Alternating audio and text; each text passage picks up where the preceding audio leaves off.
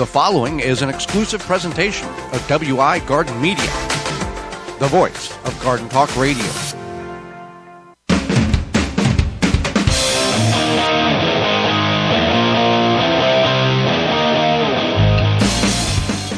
Coming up on the program today, we're going to discuss how you can grow successful tomatoes in your backyard, as well as the life cycle of soil. Our guest is master food preserver and podcaster Jennifer Gomes will be with us, and we'll answer your garden questions. The hour's full, so join us. You are listening to the most informationally packed hour of garden-focused radio in the country and on the internet with your host, husband and wife team Joey and Holly Baird. This is the Gardening with Joey and Holly radio show. And welcome to another edition of the Gardening with Joey and Holly radio show. Happy to have you along. Thank you for taking time out of your day to join us. I am your host, Joey Baird. Beside me is my wife, co-host, best friend, and gardening partner, Holly Baird. This program is for you, about you, to help your garden grow better, to maintain your landscape, grow healthier trees, make your grass look greener, as well as preserving what you grow. Happy you're tuning in, whether you're doing such on one of the 18 AM and FM frequencies broadcasting our program here, Season 8 in 2024, through a radio app, through their parent website, the WisconsinVegetableGardener.com, underneath the Season 8 tab. At the top of the page, maybe you're capturing it, podcast replay, or in-studio video replay. However you're doing it, thank you. You want to be part of the program? Participation is welcome. Give us a call, toll-free, coast-to-coast, at 1-800-927-SHOW. That's 1-800-927-7469. Or an email at gardentalkradio@gmail.com. That's gardentalkradio@gmail.com. All right, Holly, before we get in the program, it's time for this week's Joke of the Week. Okay, so I think I saw Michael J. Fox at the garden center yesterday, but I'm not sure if it was him because he had his back to the fuchsia. There you go. This week's garden joke is sponsored by Rescue.com. American-made Rescue products keep your family, home, and yard protected from pests like insects like wasps, hornets, yellow jackets, flies, ants, and more. Learn more at rescue.com. That's rescue.com. Well, it's time to start, and many people have in certain areas began to start tomatoes indoors.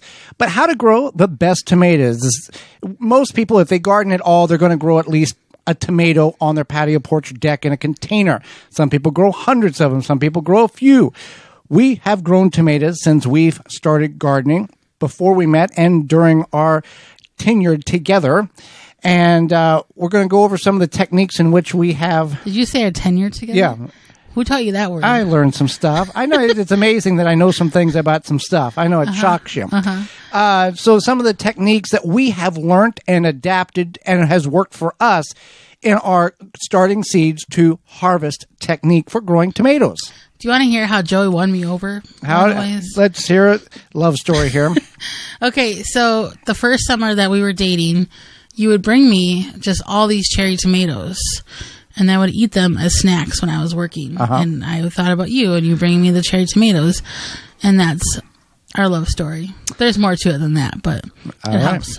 So there is some things in which we want to start seeds with. Now, we can either start our seeds indoors or we can buy them.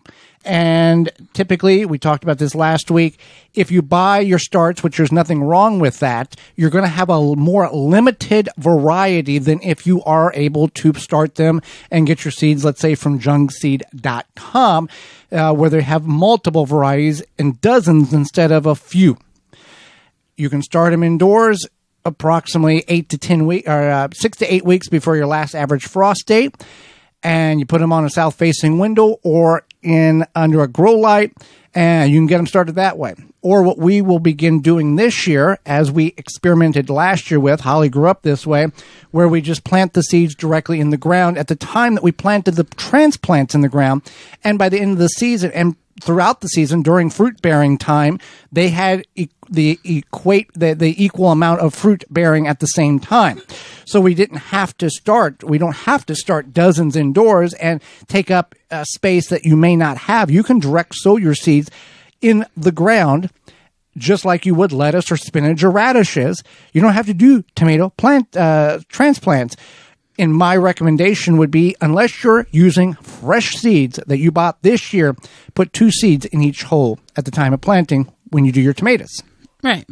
So then when you're ready to start your seeds. Let's go back a little bit here. When you're ready to put them in the ground, I think. Seed or start. Yeah, I think at this point we can get to that now. You want to make sure that you look at the long range forecast.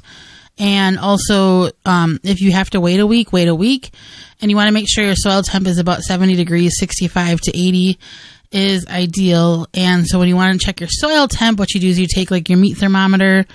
I think they probably have soil thermometers. Yeah, but meat thermometer works fine. Put it where you would put the roots of the tomato plant and then see what it is. If it's below 65, you want to hold off. You want to make sure your soil temp is going to stay pretty consistently above 65 degrees. Yes, wait if you have to, because it's no worse than you plant it and then everything dies and you got to replant it again 2 weeks later. So when you plant your plant, you want to bury your plant 3/4 of the way. Now, this is if you don't do seed. If you do seed, this is not applicable to you. If you are starting starts and you plant your starts or you buy them and you put them and you plant them, you want to plant them about 3/4 of the way up the plant. Now, you can't do this with all plants. Tomatoes are part of the nightshade family, and if you look at a tomato plant and you see these fine little hairs on the stem, you can even just feel them. Those are all possibility of roots. So when you you can bury them deep because of that possibility of roots, or they will become roots. Peppers it doesn't work on. Yeah. Eggplants it doesn't work on. Tomatoes are a unique species here. So you want to keep that in mind, that you can bury them deeper, and that allows them to gain roots and pick up nutrients and grow happily. So when you plant it deep, you want to remove everything except for the stem itself. The offshoots or the branches below soil grade, you want to snip them off, not tear them off, cut them off, and that's going to eliminate some of the potential issues your plant will have while those fibrous hairs are developing into roots. Now, you want good, well-draining soil. You want good, rich soil. People say, what do you put in the hole at the time of planting? Everybody's got every million different concoctions. You just need water and good compost. That's really all you need. You don't need Tums. You don't need powdered milk. You don't need eggshells. We had Robert Polovis on the program the first week. The Mythbuster. Garden Mythbuster. If you're going to use Tums, you got to use 80 per plant, assuming that you have low calcium. Eggshells take 18 months to break down to a usable form, and you're not going to have enough calcium in an eggshell or eggshells. Powdered milk, wasted time. There's so many of these things in which we've done that are not worth doing because they have no significant or any effect whatsoever on the plant. People put that stuff in the hole at the time of planting because that will fix blossom end rot. Blossom end rot is a calcium deficiency for the root of the fruit development, because it cannot access the calcium which is already in the soil because the soil is too dry because you're not watering it. People say put Epsom salt in so much measurement of Epsom salt in 1 gallon in water.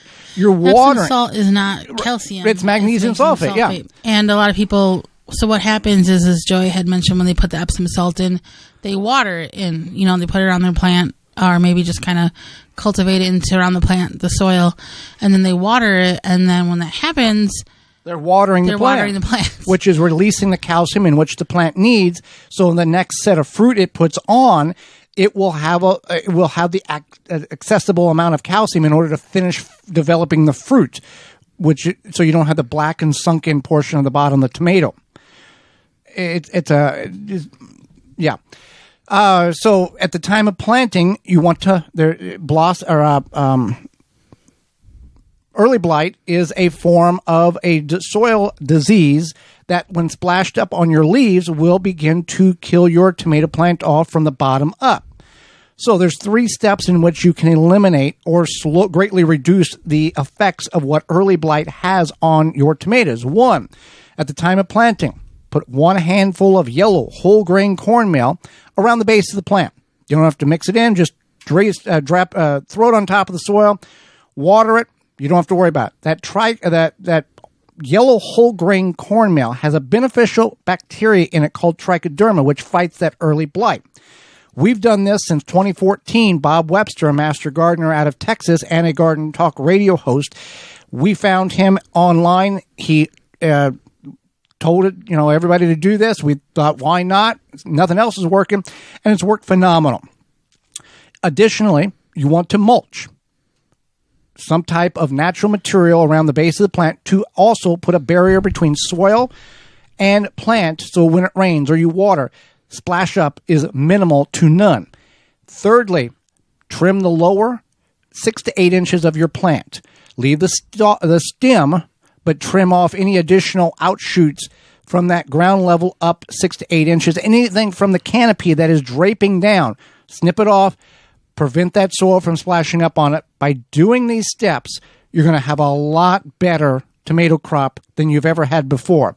Additionally, we want to stake our plants. You want to stake, support your tomato plants. You want to get them off the ground, whether that be using tomato cages from the store, using two, old pieces of spare plywood or whatever, or 2x4s or what have you, and tying them, or you can do something what we call the Florida weave, where you take posts on either end of the garden bed, and then you run 2 strings across at about 1 foot heights along the way, and then that way you can kind of have the tomatoes staked between those strings. But any way you can have them off the ground is very helpful. It keeps them obviously from having water splashing up on them. And it also is easier to pick. It gives them nice air circulation around there, prevents them from rotting, prevents, some of these insects from eating them as easily. So it's really helpful to stake them. 50% of your crop will be lost if you do not stake your tomatoes, cherry, or beefsteak. It doesn't matter. Get them up off the ground. So that is just some of the early season tricks and tips and techniques in which can get your tomatoes up and going and better and more productive than you've ever had them before, whether you have 50 in the ground, 20 in containers, or a few on a porch, patio, or deck. Throughout the season here, the Gardening with Joey and Holly radio show, we will continue to add segments of how to do this with your tomatoes at this time of year, how to do that. So if you want more information, you can go to our parent website, which is the WisconsinVegetableGardener.com, and in the search bar in the upper right corner, type in tomatoes, and there will be dozens of videos on very specific how to do this or how to do that, or maintaining tomatoes based on what period of growth your tomatoes currently are at this time of year. So we are brought to you today by our sponsor, Walton's Inc. We know you care about where your food comes from. Canning and preserving your fruits and vegetables is great, but what about the meat? At waltonsinc.com, you can get the equipment, seasoning, and supplies to make sausage, jerky, and any other meat product your way to your high standards. Do you want to make some snack sticks that people will actually like? Walton's created meatgistics.com, an informational site to help you make the best finished product. Walton's even has a full line of their own meat grinders, mixers, sausage stuffers, and more to help you go from animal to edible. Walton's, everything but the meat. Use code GROW50 to save 10% off your orders of $50 or more. That's GROW50 to save 50 what was it? 10% off your orders of $50 or more. At waltonsinc.com. Hang out with us when we come back. Life of your garden soil. You're tuned in to the Gardening with Joey and Holly radio show. Have a garden question? Give Joey and Holly a call now or anytime 24/7. Just dial 1-800-927-SHOW. If you can't get through, leave a message and they will call you back. Call now, 1-800-927-SHOW. Jung Seed Company is a family-owned and operated seed company since 1907 with the largest selection of seeds and plants online. Use coupon code 10TG24 to save 10% off your order at jungseed.com. The coupon code is 10TG24 at jungseed.com for 10% off. Blue Ribbon Organics, providing locally made organic compost and soil blends for gardeners, farms, landscaping, and more. To find our products nearest you, visit blueribbonorganics.com. If you could double the life of your raised bed boxes by sealing the wood with a clear, non-toxic wood preservative, would you? Well, now you can with a clear, penetrating product called Internal Wood Stabilizer. It's 100% non-toxic and easy to apply. Seal your untreated wood surfaces even chicken coops, by spraying on internal wood stabilizer. It's invisible, seals the wood from the inside out, and never wears off. Recommended by organic gardening experts. Internal wood stabilizer. Check it out at timberprocoatingsusa.com. Have insects such as aphids or fungal gnats invaded your plants? Fight back with Summit year-round spray oil and Summit mosquito bits. Organic Summit year-round spray oil kills insect pests on indoor and outdoor plants. All natural mosquito bits kill fungal gnats larvae in container plants. Both products are harmless to people, plants, and wildlife. Summit year-round spray oil and Summit mosquito bit are available at garden centers, hardware stores, and at summitresponsiblesolutions.com. Dig planting holes from a comfortable standing position. Step, twist, pull, and plant. Visit ProPlugger.com. Welcome back to the Gardening with Joy and Holly radio show. Life of your soil moments away, but first, Honey Bee Healthy. Since 2000, Honey Bee Healthy Inc. has helped beekeepers maintain healthy and thriving hives. Attracting pollinators to your garden this year is as simple as hanging a hummingbird feeder with a mixture of sugar and water and Honey Bee Healthy Original. Don't be alarmed to see birds, bees, and butterflies dining together at the feeder. Pollinators coexist peacefully. Honey Bee Healthy is offering a 10% discount on an 8-ounce bottle of Honey Bee Healthy Original to the show's listeners. Enter code BEEGARDEN, that's BEE Garden, at checkout. For information and more, you can go to honeybeehealthy.com. That's honey, the letter B, healthy.com. Your soil is alive. That's why your garden grows. In the big ag industry, soil is dead. It's sprayed with chemicals, and it's a medium for the plants to grow in, and to then they pump the chemicals into the plant and the fertilizer. We do things differently in the backyard. Right. So, but I just want to talk about what soil is made out of, basically. Okay. And also, yeah, just what soil is made of. And there's also different layers to your soil. So the parent materials of soil, what soil is made out of, is anything from rocks, which rocks are then broken down by weathering, erosion, water, wind, temperature change, gravity, chemical interaction, living organisms, pressure differences, all break that down. And as it's being broken down, it also, things are incorporated, like natural materials like leaves, plant life, whatever. And then there are living organisms in your soil. So that is natural bacteria, decomposers. There's little microscopic decomposers. There's larger decomposers like worms, beetles, grubs. And those animals die and they become part of the soil as well. Yeah. So it's a whole continual web in a way, and also just a whole continual cycle that goes on and on. So it can be all of those things. And over time, the soil will lose some of the parent material. The old soil, the soil that's not as alive, will often erode away or get blown away in the wind, what have you. So it's a whole ecosystem. Cycle. Yeah. Whatever. And Holly has a degree in this. That's why she is so fluent in this description of what soil is. Yeah. And so there's a whole profile. So if you were looking at if you pulled out, like if you stuck a cylinder down in the soil and took like a cross section of that, the first layer, the top layer, is the horizon, which is the humus-rich topsoil where you grow things. That's going to be the highest in the organic matter, where the biological activity is the highest, like plant roots growing, earthworms, insects, microorganisms, active, thriving. And so that's the A horizon. The B horizon is the subsoil, which is often clay.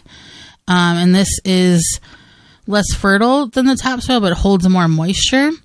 And it is generally like a lighter color. Like if you ever dig down in your soil, you'll have like that darker, hopefully, you'll have the darker topsoil. And then if you dig deeper, you'll find this lighter color soil or clay-like soil typically. And then there's an underlying weathered rock where a lot of times that will break down and come to the top. So it's always moving around, always shifting. And a lot of earthworms, because they go down to 8 feet down into your soil, bring that back up to the surface. It continues to cycle it around.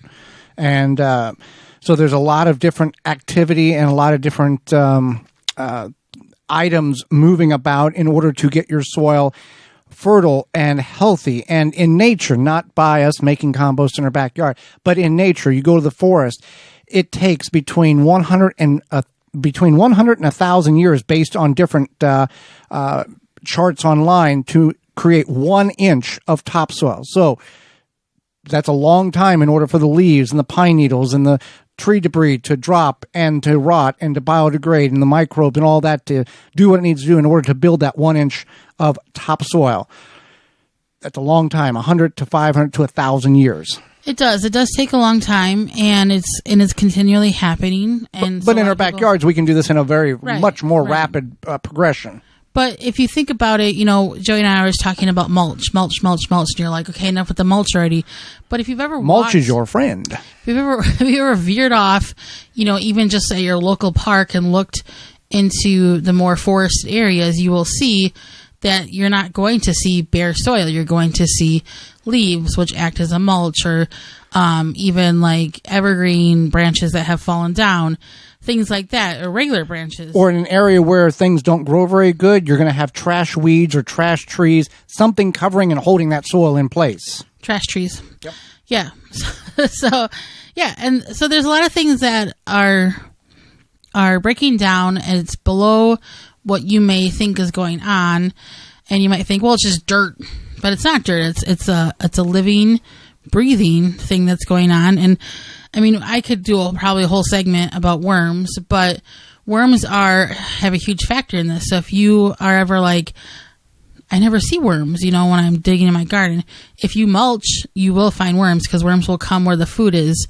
They'll find that food. If you add compost, they'll find that compost. If you build it, they will come. Right. Or if you give them something to eat, they will show up. And worms, they won't overpower themselves. They'll kind of take over the space as they need to, and they're not going to reproduce too much where they won't have enough food. They're very smart. Absolutely. And you don't have to bring worms in. Oh, by the way, dirt is dead. Soil is alive, if you want to look at the true meaning of those. You don't have to add worms. People say, well, I'll just add worms to my raised bed. I'll just add worms to my garden. Don't do that. You're introducing something different into your ecosystem. In a raised bed, you don't have to add anything because you've brought in very good soil that you don't need to have worms do anything to it. If you put your beds on top of the native soil, then worms will find their way up into your raised bed. Containers don't add worms. Don't add worms to grow bags. It doesn't need it, and it's a whole nother mess that you're introducing that you don't need problems for. And it's one thing to consider also if you ever decide to, maybe purchase a new home or move somewhere and you want to grow a garden, you would have to look at the topography of where you're moving to. Sometimes, you might find a place that's on a slight hill, and that could cause soil erosion faster because you have an incline or a decline. Or if you move to one of these brand new subdivisions that doesn't maybe have good soil yet, that's been building over time, or somebody put just a layer of topsoil over whatever, you may have to invest in raised beds. Soil test from soilsavvy.com will also tell you what you need to know if you're moving to a new place and you don't know what the soil is like, or you know what's going on in your backyard and you need to figure out why things are so out of whack. They will tell you in that soil test. Right. And if you live in an area where there's a lot of clay, which occurs in many areas especially where the glaciers came through, and where the glaciers didn't come through, there might be sand.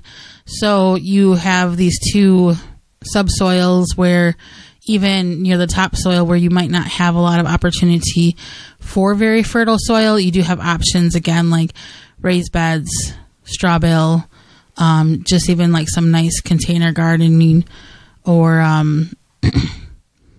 grow bags. There you go. So your soil is alive, and there's a lot of things in which we do that can damage it, and there's a lot of things in which we can do to help it along. Yeah, absolutely. And one thing you can always do is add more organic material. So that could be anything from like coffee grounds to your kitchen scraps to leaves to if you have some straw, that will all break down over time. That will feed those worms, feed those other organisms. If you find mushrooms growing in your backyard, don't freak out. It means that you have some sort of healthy ecosystem going on. Just don't let your kids or your pets eat them. Don't eat them yourself, and let them do their thing. But you can also, if you don't want to compost, you can also do trench composting, meaning like dig a trench like you're going to plant potatoes, put your compost in a place in which you're not going to plant this year, cover it up, and the next year plant on top of where that stuff was and that you buried, and it'll be very nutrient-rich soil for your tomatoes, peppers, eggplants, and so on. That's always a great option as well. Soon it will be warming up, Holly, and we want to make sure that we can enjoy our yard without sharing it with those Japanese beetles and grubs. Yeah, with spring, pretty much here, it's time to start thinking about those grubs in your garden and yard, controlling them, etc. Before you know it, you're going to be out in the backyard, chilling, relaxing, grilling, whatever you got going on. And there's, of course, those Japanese beetles. Your neighbor's probably going to come over while you're grilling, give you, have some chit chat and talk about those Japanese beetles. Grub Gone can be applied directly to the turf or garden around ornamentals and to control those grubs and lessen the impact those beetles will have on your yard this summer. Easy to apply with any commercial spreader or irrigate right into the soil. Specifically designed to control the targeted grubs, beetles, and invaders without harming those beneficial insects such as bees, ladybugs, and butterflies. And to be honest, it's the only non-chemical that works. You can find out more at phyllumbioproducts.com. That's PHYLLOM bioproducts.com. Hang out with us. Jennifer Gomes, master canner and podcaster, will be with us right after this. You're tuned into the Gardening with Joy and Holly radio show. Got a question for Joey and Holly? Send it via email anytime to gardentalkradio@gmail.com. Goodbye, biting bugs and plant invaders. No More Bugs by Naturally Green Products is your answer. No More Bugs is DEET-free and not sticky on your skin. USDA certified, No More Bugs has been a favorite by consumers across the country for over 14 years. More than a repellent, it is safe for you and your plants, pets, and home. Available online at nomorebugs.net, Amazon, Walmart.com, and the Home Shopping Network. Pomona's Universal Pectin is a high-quality pectin that gels reliably with low amounts of any sweetener. If you're trying to reduce the amount of sugar in your diet, you'll love Pomona's Universal Pectin. Now you can make healthy homemade jams and jellies sweetened to your taste. You can use sugar or honey to sweeten. Pomona's Universal Pectin keeps indefinitely when stored in an airtight container. Easy to use, versatile, and comes with directions and recipes in every box. Find out more and where to buy at PomonaPectin.com. Also available at natural food stores and online. Make watering easy. DripWorks provides quality drip irrigation supplies and equipment to gardeners just like you for all your growing needs across the U.S. and Canada. Purchase online at dripworks.com. Happy 65th anniversary to David J. Frank, Southeastern Wisconsin's leading landscape company. Their award-winning services include everything from lawn care, landscape maintenance, design, construction, renovation, irrigation, sustainability, and more. Big or small, let the experts at David J. Frank handle the hard work for you. Find out more at davidjfrank.com.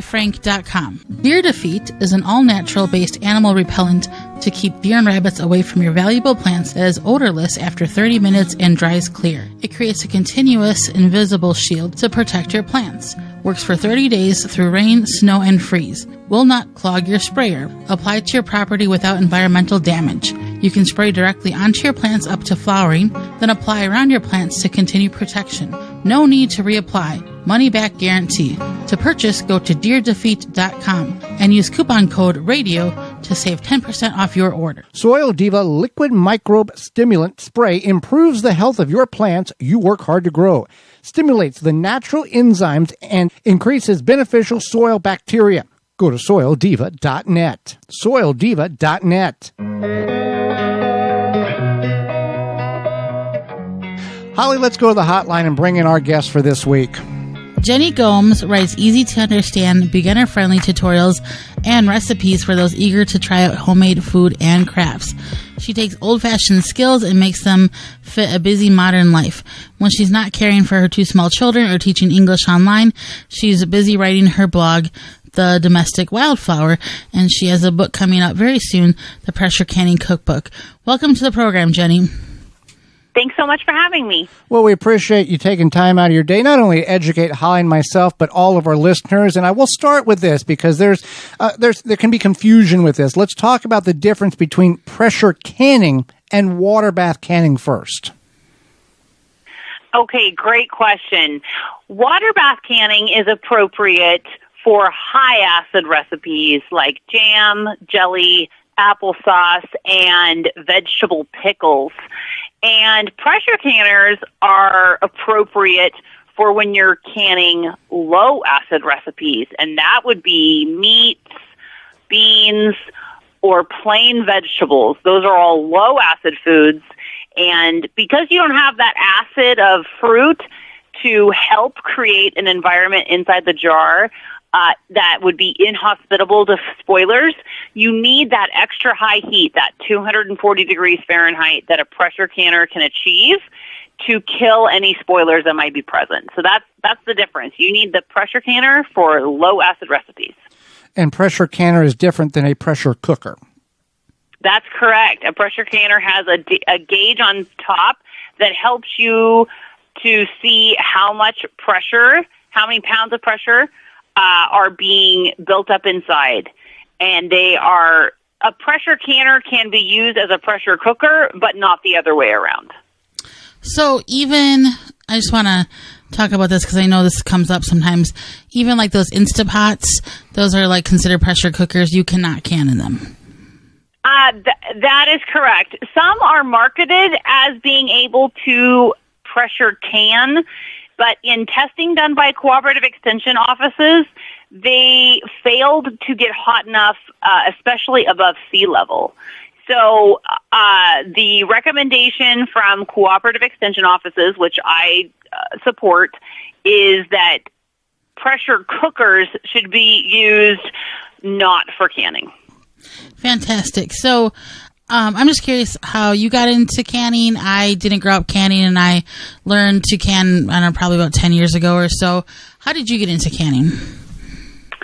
I grew up on a cattle ranch in the really rural tip-top of California, and my mom and my grandma canned. We had a big garden, and most moms I know that I knew as a child, they also canned. And then as a grown-up, I was pregnant with my first child, and I was, as many expectant mothers do, I was starting to worry in advance about what types of foods my baby would eat. And I relearned how to can. In my first winter, I canned probably 100 jars of applesauce. And I learned a lot, and I saw that there were good books out there, but there weren't any that were, I thought, geared towards a busy working mom or family. And most of the batch sizes were really large. And that is when I just started to realize that there wasn't a whole lot of information that was geared toward my type of life, like with recipes that could be completed within a couple hours, like during nap time. But that's how I got started. Well, why is safe canning so important? Because I'm sure you've seen it, we've seen it, we've been kicked off groups for saying stuff. There are groups and people online that it doesn't matter if it's safe or not, they're asking how to do it, and you best tell them how, or you leave the group. Right. So there is a culture of unsafe canning practice out there, and I just am a person that teaches practical, safe advice. So I think that it's just really great to remember that canning science or just information about food safety has been around for a really long time. Many of the canning recommendations that I go by, that the cooperative extension offices and the USDA recommend, have been around since the 60s and before. So, like, one recommendation is to use new canning lids. If you're using a regular ball-style two-piece metal lid, the recommendation has been, since the 1960s, to use new canning lids for canning, just to create a reliable seal. And people sometimes like to say that, that I don't want the government telling me how to can. And that I just think is really misplaced, a misplaced idea. I think a lot of the recommendations have been around a long time, and they're based on really old, frankly, pretty boring food science. Well, and there's people that don't like the government that still recommends a safe canning because they don't want to die. Well, I think it doesn't even have to be quite as exciting. It can just be that you don't want to waste your time and have food that goes bad. You know? I think people really like, especially now that it's going to be an election year, I just am seeing more and more of that online, where if there's a sense of dissatisfaction with the government, which, I mean, my goodness, who's satisfied with the government? I don't think anyone is. Everybody is hoping for better, right? But there's just this sense that that somehow that canning recommendations are a reflection of something political, and I don't personally hold that idea. I think that the recommendations are very old, and there's something you can see with a microscope. They're just very basic food safety things, like the temperature at which that you want a low acid recipe to be processed at, over 240 degrees. That's really basic stuff. And as food has changed, so has these recommendations in order to make it safe. Sure, that's a great point. People always love to comment, on social media or remind me that their grandmother never added citric acid or another acidifying ingredient to her tomatoes. But the fact remains that tomatoes have been bred over the last 50 to 100 years to be less acidic. They've been bred to be sweeter and bigger and redder and rounder and more sliceable. They've been bred to travel a long ways in a semi-truck. So they have been all become more alkaline and less acidic as a result. So your book, the Pressure Canning Cookbook, Step-by-Step Recipes for Pantry Staples, Gut Healing Broths, Meat, Fish, and More, comes out next month in April. What was your inspiration for it, and which you had kind of talked about? And then tell us something that will encourage our listeners to pick up a copy. Great question. I was inspired to write it because I found that there are some great pressure canning guides out there that don't necessarily help me figure out what's for supper. And I thought I wanted to write a pressure canning book that had safe guidance, good, clear directions. You mentioned really briefly that I'm a teacher, and I am an English teacher. And I thought the thing that I can add to the canning space is excellent directions, fit for a beginner, and I wanted to create a canon of recipes that were safe for pressure canning that would solve the question of what am I going to serve, tonight for supper. So that's what I hope that it brings to the canning space, is really good meal ideas, or at least sides ideas that you could heat up really quickly and have a delicious meal essentially in a jar. So if someone is unsure about canning something, let's say like meat, what suggestions do you have to encourage them to take that step if they've never done meat? Sure. And it can seem really daunting. But I think that once I got comfortable pressure canning, I realized that there is, in some ways, it is easier to use a pressure canner because the instructions that come with your pressure canner, either you acquire one brand new or you get a used one from thrifting or from a friend or your mother-in-law, it is really important that you get a manual, and any pressure canner that you should use will have a manual available for free on the manufacturer's website. That's a great pro tip. So once you get the manual, read through it, and you'll see that every single step is very clearly outlined. Exactly how much water to put in the bottom of the pressure canner. Exactly how long to exhaust it, where you're filling the pot with pure steam. And it tells you every step that you're supposed to follow. So I think that what is encouraging about that is that there's very little room for the operator to make any decisions. You're just simply following the steps that are clearly outlined.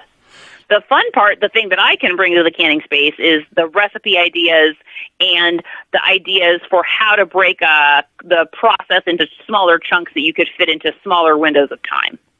Now, when one maybe acquires or inherits one of these pressure canners, is there a place in which they can go and get it checked to give them peace of mind that it's not going to blow the kitchen apart, with making sure the seals are good and all that? How do they go about doing that?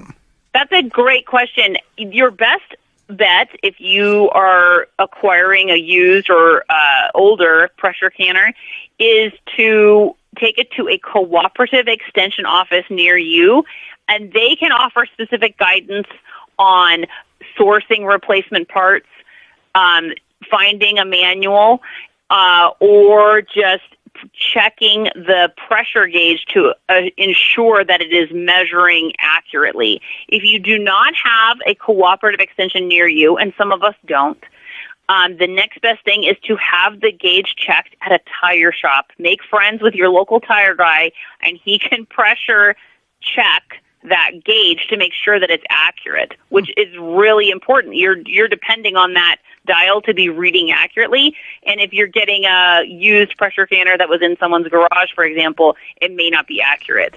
And depending on what altitude you are, that makes a big difference on where that gauge needs to be read as well. Right. So, what is your best pressure canning safety tip that you would just tell anybody and everybody who is going to pressure can? Sure. The best safety tip I have is I have really tried hard to ask every person that's ever tried to tell me the story of they know someone and, the lid blew off. It's always some sort of story like that, and I've always tried to ask exactly what happened, and invariably the problem was that the person was in a hurry and they removed the lid before all the pressure had been released within. So it just goes back to just simply following the directions. If the directions for your particular pressure canner tell you to wait a certain amount of minutes or tell you to wait until a particular indicator on the lid is flush, like with my pressure canner, there's a device that is flat against the lid, and that indicates that there's no more pressure inside. I think that is the thing that ends up causing people a fright or injury or broken jars inside, is that they are in too big of a hurry to take the lid off. If I'm done with my pressure canning process, I usually just turn the stove off, slide that pot off of the burner, and then go do something else. I can go do a load of laundry, I can go do chores around the house, come back in an hour. There's no reason to be in a rush to take those jars out. And if I had to, let's say, drive my kids to the school bus or something, or go pick them up, I would leave it in the pot. There's no harm. No terrible thing will happen if you leave it inside the pressure canner for an hour or so. Now, there's all different sizes of pressure canners. Is there a beginner size that you would recommend for somebody who kind of wants to get into it but doesn't want to dive headfirst into a giant, massive pressure canner? Yeah. I think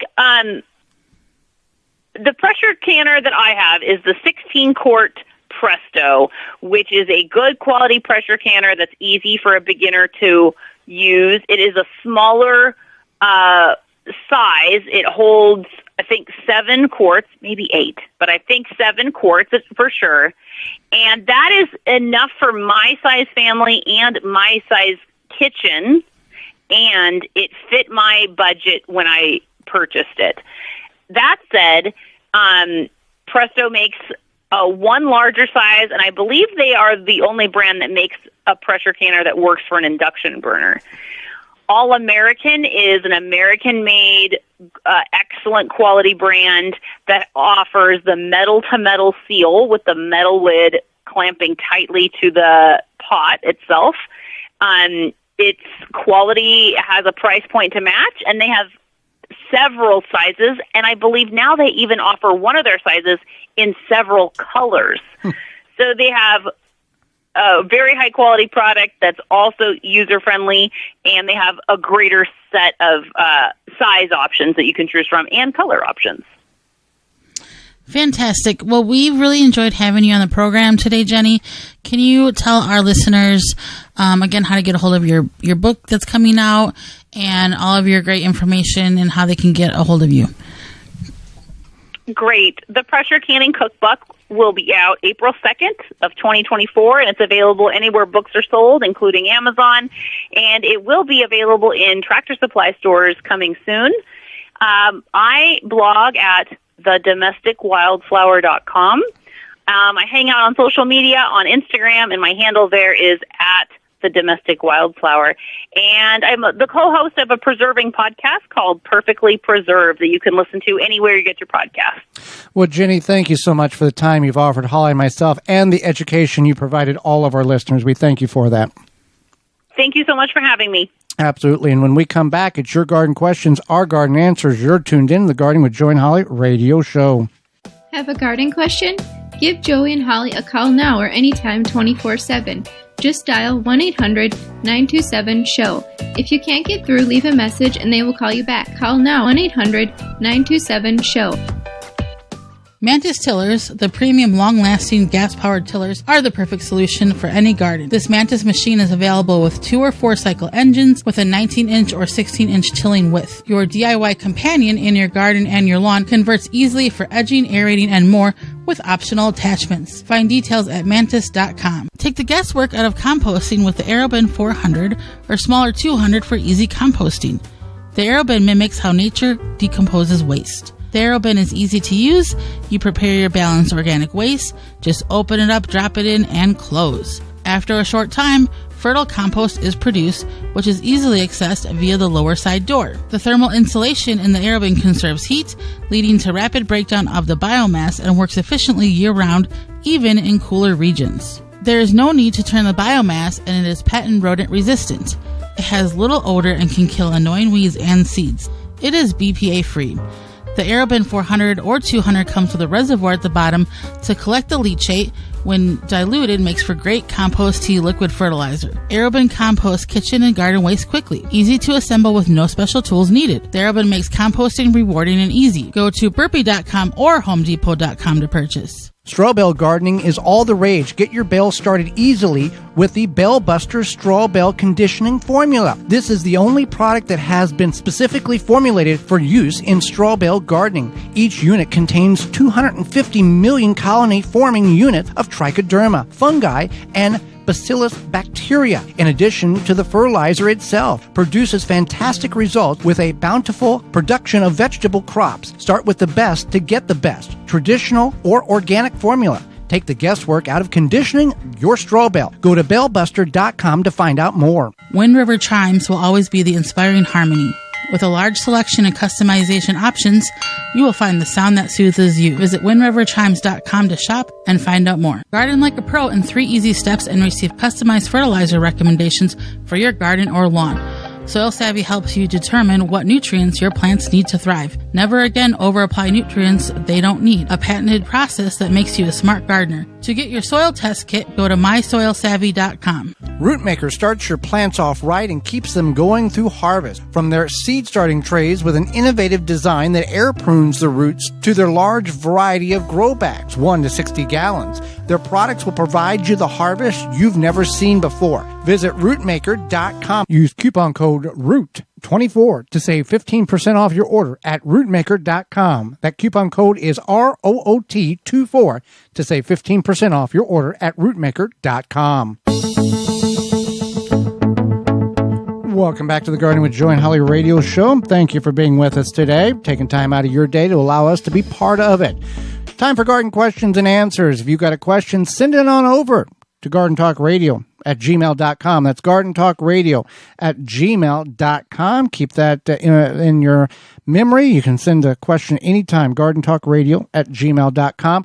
Or you can give us a call 24/7, 365. If we can't get you on the air, leave a message. We'll call you back. That number is 1-800-927-SHOW. That's 1-800-927-7469. And by the way, all the sponsors or the commercials you hear during the program, they are the companies that are paying for the airtime so you can hear us, and those who are offering coupon codes. If you have missed it or not able to capture that information during the program, you can go to our parent website, thewisconsinvegetablegardener.com, and click on the Money tab at the top of the page, and they're all listed for you. You just click on the image Takes you to their website. Just remember the coupon code and insert it at the time of purchase. All right, we got a couple of questions will come in this week. We'll see how many we get through to the top of the hour. All right. Hi, my ginger from October that I planted is green. Is it safe to eat? I know we can't eat green potatoes because of solanine. What should I do? Well, when ginger is stored for long periods of time in cold environments, it can become less acidic, and it can cause it to change the pigmentation inside of it to a bluish gray color. And even a green color, but it is safe to eat. So you can utilize that. Or if it's like potatoes and they've sprouted, you can regrow it again if you are doing it in a situation in which that the ginger is not going to freeze or get frost on, because ginger is a tropical plant and can be quite costly. So, if you are not familiar with ginger, it can have quite a little bite if you get a good chunk of it when you eat it. Yeah, it's quite potent. So here's another question. I want to start some seeds indoors. My question is, so I was wondering when to start my seeds. I was thinking a little closer to spring, my first year growing plants, and, seeds have gotten so expensive. Okay. This is I'm going to give you a very generic answer because it depends on, I don't have the location of this individual, but for all of you are listening, whether you're listening in Boston, Denver, Kansas City, Southern Illinois, Chicago, or anywhere in between, it's based on your last average frost date. You can find that at your local extension office, or just go to your favorite search engine and type in my last average frost date and insert your zip code, and it will tell you. The USDA has changed some of the hardiness zones, which will adjust some of that. Does it adjust some of the frost dates? It will somewhat. Yeah, that's because that's where the hardiness. And a frost date is simply a guideline. It doesn't mean if today's your last frost date, tomorrow you can put it in the ground. That's not what that means. It's a guideline. So I'm just going to ramble off some things here. Leeks, onions, celery, 10 to 12 weeks before your last average frost date. Brassicas, 4 to 6 weeks. Tomatoes, 6 to 8 weeks. Eggplant, ground cherry, 6 to 8 weeks. Kind of give you a guideline. There's a lot of different charts based on where you're at and when to start them. But she said that plants, they have gotten very expensive. That is true. We rely on the garden center as a backup if we are not able to start plants indoors. Again, a plant can be $3, $5, $6, $8, $10 based on what you're looking at.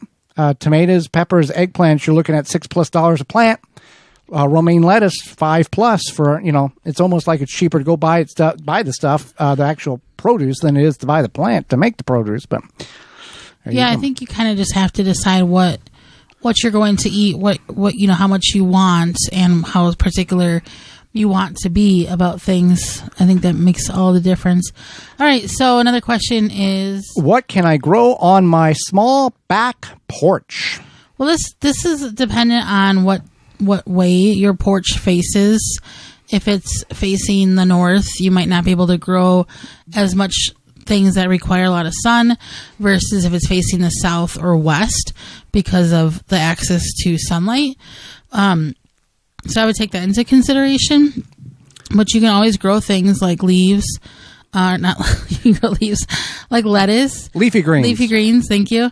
Anything that has, so there's like a little saying, if it's for the fruit or the root, you need full sun. If it's for the leaves, then you can just grow it in partial shade. So leafy greens are always a good porch option. If you do have a lot of sunlight, you can definitely grow a lot of things. Our back porch faces west. Faces east. Southeast. Southeast, yeah. Okay. So we have a small porch, and we have grown cherry tomatoes. We've made a trellis with a container. We've grown pole beans. We've grown cucumbers. We've grown green beans in a railing. We've grown Swiss chard in a railing container. So there is we've grown peppers in root maker grow bags. We've grown beets in root maker grow bags. We've grown leaf lettuce in root maker grow bags.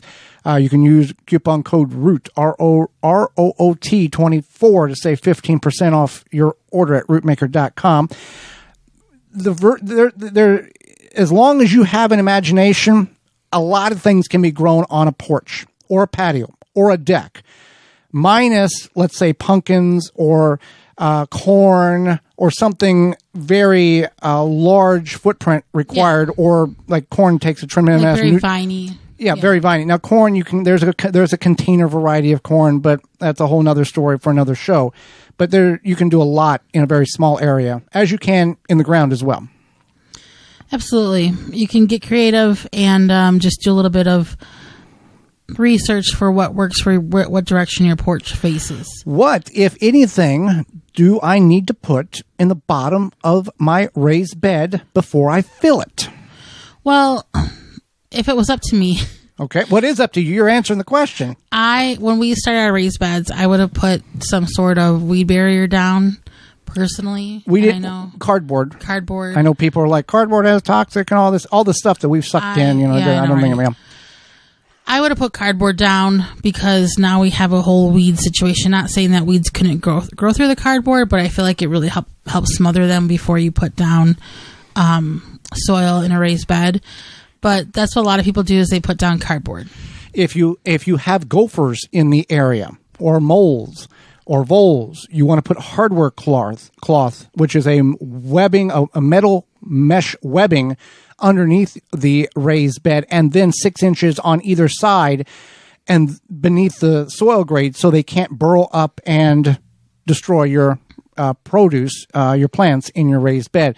Cardboard, yes, especially if you're in a very weedy situation. If you've got a really, really tall raised bed, let's say 24, 36 inches, you can put decaying logs in the base of that bed to absorb some of the ambient space so you're not utilizing all of that for expensive compost. Don't put trash, don't put cans, don't put styrofoam, don't put any of that stuff in the bottom of the raised bed. Natural material. Leaves, it's going to take a lot. They're going to decay really quick. Pine straw, same thing. Logs would be the thing if you're going to fill a tall raised bed. But a raised bed doesn't need to be any more than 10 inches at minimum. Ours is 12. I think ours is 12. I thought ours was 10. Maybe they're 10. I haven't measured lately. maybe they shrunk. Yeah. But that's some advice there in which to help you get your garden off better. And we went with raised beds simply because of the weed problem.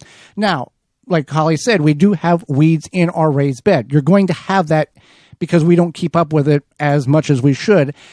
But it is 1,000 times less weeds than we ever would have had if we continued to do ground gardening. We had a tremendous amount of weeds, and we would work the ground very diligently and remove the roots. And within 8 weeks, you couldn't tell that I had spent 40 or 60 hours in the garden doing this. So we invested in the materials to do raised beds, and it has greatly reduced the amount of weeds, though we still have weeds, but it also has increased the produce in which we've gotten out. We went from 1,800 square feet to about 650 square feet and have not, the quantity of produce has not diminished. It has actually increased because of that soil we've brought in and being able to manage what we have much more effectively and efficiently. Do you think it's increased? I feel like it's about the same, but maybe it has increased. It hasn't decreased at all. No, it has not decreased. Going from 1,800 square feet to 650 is not decreased at all. So what did we learn today? With that being said, what did we learn today?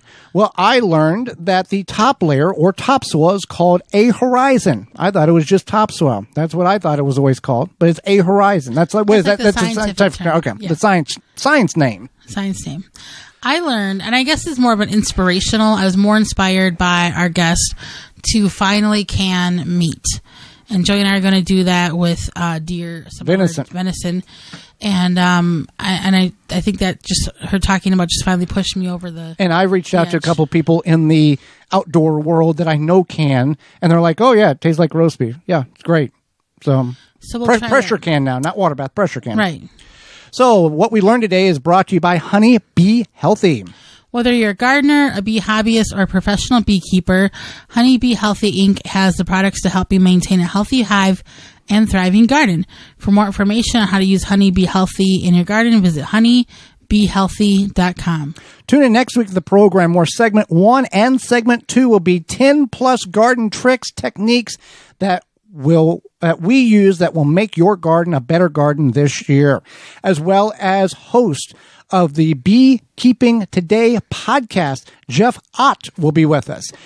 And we'll answer your garden questions. So until next week, for Holly Bear, I'm Joy Baird, and we will see you in the garden.